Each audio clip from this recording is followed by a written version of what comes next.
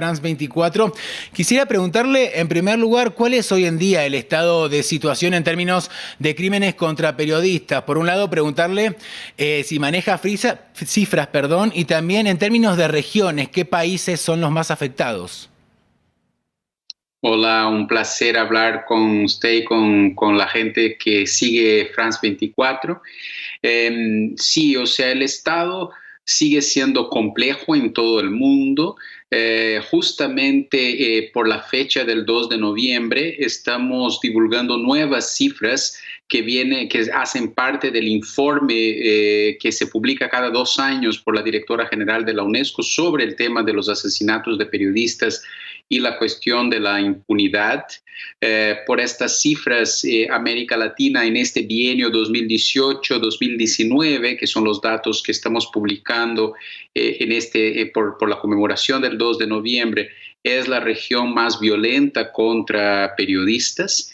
Y desafortunadamente el otro problema, que es el problema de la impunidad, sigue estando muy alto. De cada 10 crímenes contra periodistas, 9 siguen impunes, aunque el dato ha mejorado un poquitito en relación al último informe. El último informe no teníamos 10% de crímenes resueltos. En el informe actual este número subió para 13%. Esperamos que eso se configure en una tendencia en los próximos años, pero sin embargo siguen siendo datos muy graves desde el punto de vista de la lucha contra la impunidad, ¿no?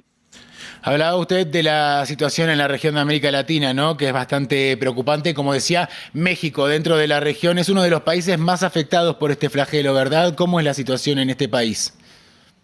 Sí, es desafortunadamente en relación a los asesinatos, es el país de la región con el mayor número de asesinatos. Sin embargo, es importante también poner atención que los crímenes contra los y las periodistas en el mundo no se resumen a los asesinatos, que es la forma más grave. También estamos notando un conjunto, una ampliación de violaciones contra la seguridad de los y las periodistas en distintos formatos. Por ejemplo, aunque desde el punto de vista de los asesinatos, felizmente las mujeres periodistas sean mucho menos afectadas que los hombres, en relación, por ejemplo, a la violencia en línea, al acoso digital, las mujeres periodistas están sufriendo enormemente en una escalada creciente.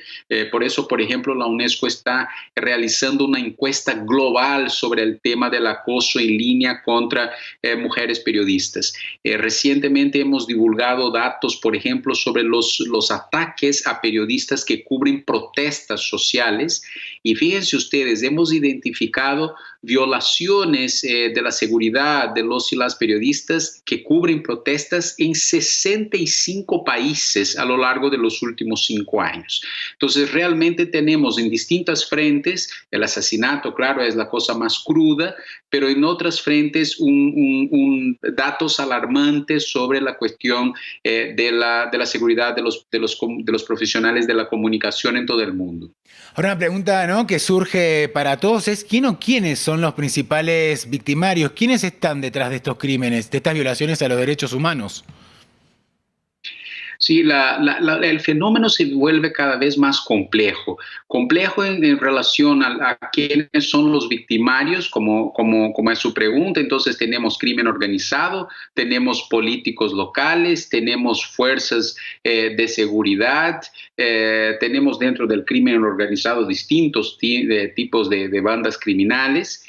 Pero también es interesante notar las temáticas que esos periodistas estaban cubriendo mientras sufren estos distintos tipos de violencia. Mientras que en un pasado no tan lejano, el mayor número de periodistas asesinados eran periodistas que estaban en áreas, en países donde había o hay conflictos armados abiertos.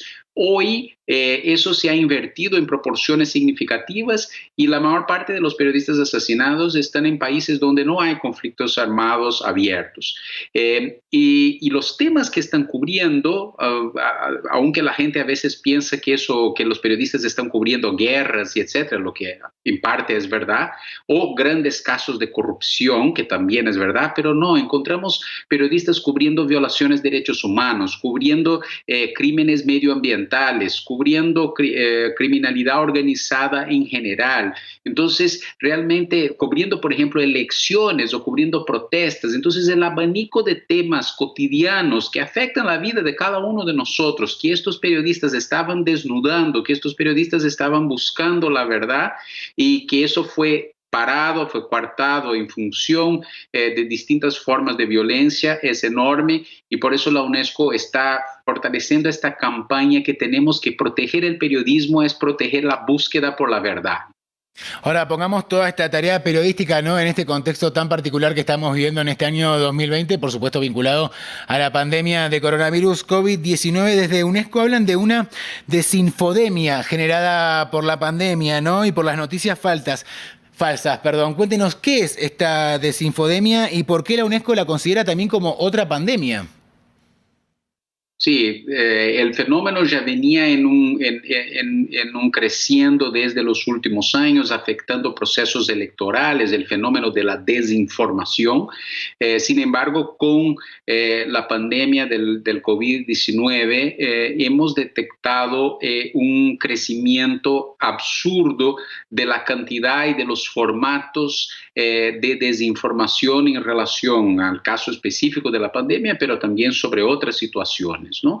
Entonces la UNESCO publicó, como has mencionado, 2 textos importantes para analizar este fenómeno y ahí llama esta situación de desinfodemia. Y claro, es irónicamente en el momento que el periodismo quizás sea más necesario comparado a los últimos años, porque el periodismo es una forma de combatir este fenómeno de la desinfodemia, al mismo tiempo está sufriendo lo que nosotros estamos llamando de una tempestad perfecta. No solo la cuestión de la violencia física, psicológica, online, como apenas estábamos hablando, pero también están sufriendo problemas laborales graves, o sea, el número de despidos de periodistas ha aumentado en todo el mundo, un problema serio de viabilidad económica de los medios periodísticos que afecta esta situación y un problema regulatorio, porque muchas de estas leyes de emergencia que fueron aprobadas supuestamente para resolver temas relacionados a pandemia han disminuido la libertad de expresión y el acceso a la información pública sin las justificativas que son aceptadas por los estándares internacionales de derechos humanos, ¿no?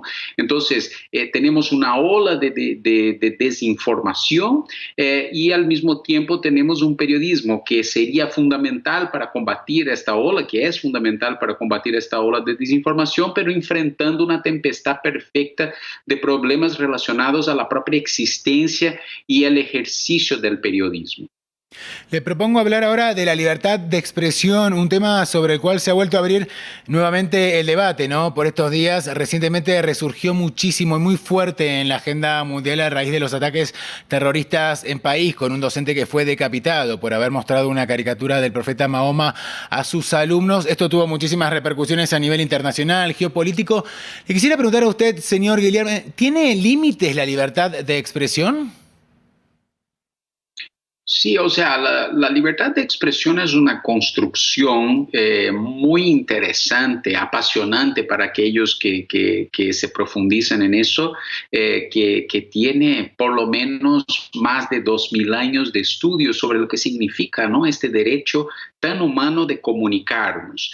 La versión más reciente de todo de este largo recorrido es la Declaración Universal de los Derechos Humanos en su artículo 19 y en los textos que reglamentan este derecho, que es conocido como el Pacto Internacional de Derechos Civiles y Políticos. Este pacto fue ratificado por casi todos los países.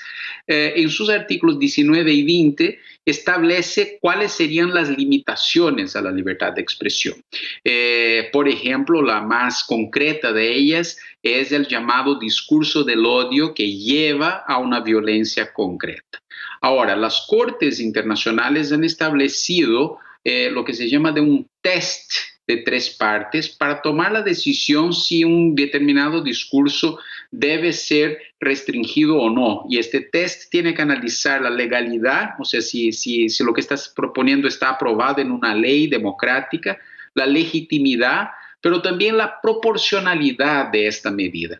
En líneas generales, aunque la libertad de expresión no sea un derecho absoluto y por lo tanto en casos muy excepcionales sí podría estar restrita, todas las investigaciones a lo largo de estos últimos años demuestran que la mejor medida para resolver eventuales problemas relacionados a la libertad de expresión no es con menos libertad de expresión, pero sí con más. O sea, son medidas donde encontramos a través de la propia libertad de expresión contradiscursos a situaciones que sean complejas, como es el caso de la desinformación que usted me preguntaba antes, o por ejemplo con algunos casos del discurso del odio. Y en este sentido es muy importante una otra área de la UNESCO, que es la educación. O sea, hay que fortalecer mucho lo que llamamos de la alfabetización mediática en relación a todos estos fenómenos que estamos viviendo, ¿no? Señor Guillermo Canella, muchísimas gracias por su presencia en la entrevista de France 24. Ha sido realmente un placer haber podido dialogar con usted. Muchas gracias, estamos siempre a la orden. Muchísimas gracias a usted. A nuestra audiencia, como siempre, le invitamos a continuar informándose en el resto de nuestra programación y recuerden que pueden volver a ver estas entrevistas y muchísimas otras más en france24.com.